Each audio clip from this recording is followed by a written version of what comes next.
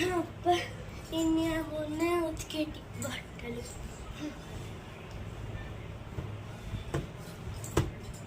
అబ్బా చేతులు వస్తున్నాయి. తర్వాత వేద్దాం, ఈ గడవ పెడతాం.